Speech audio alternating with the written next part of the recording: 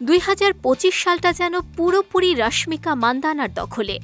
বলিউড থেকে দক্ষিণ ভারত সব জায়গাতেই বক্স অফিসে বাজিমাত করেছেন তিনি। এবছর তার অভিনীত 4টি সিনেমা মিলে মোট আয় করেছে প্রায় 1275 কোটি টাকা, যা তাকে বছরের সর্বাধিক আয়কারী অভিনেত্রীর আসনে বসিয়েছে। 2025-এর শুরুতে মুক্তি পাওয়া ভিকি কৌশলের সঙ্গে তার সিনেমা ছাওয়া ছিল বড় চমক। 150 কোটি বাজেটের এই ছবিটি বিশ্বব্যাপী আয় করে 807.88 কোটি টাকা, যা রশ্মিকাকে নতুন উচ্চতায় পৌঁছে দেয়। এরপর 30 মার্চ মুক্তি পায় সিকান্দার। বাজেট 200 কোটি হলেও ছবিটি আয় করেছে 185.50 কোটি টাকা, যা প্রত্যাশার তুলনায় কম।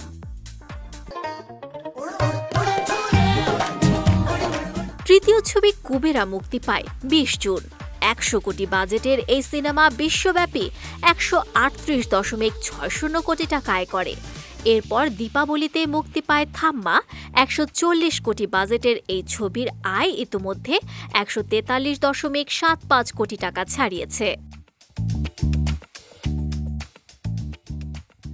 সব মিলিয়ে ছোট বাজেটের ছবি দিয়েই বড় সাফল্য পেয়েছেন রশ্মিকা।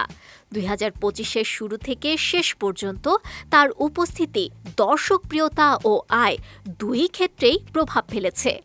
ফলে বলা যায় 2025 সালে রশ্মিকা মান্দানার বৃহস্পতি সত্যি তুঙ্গে।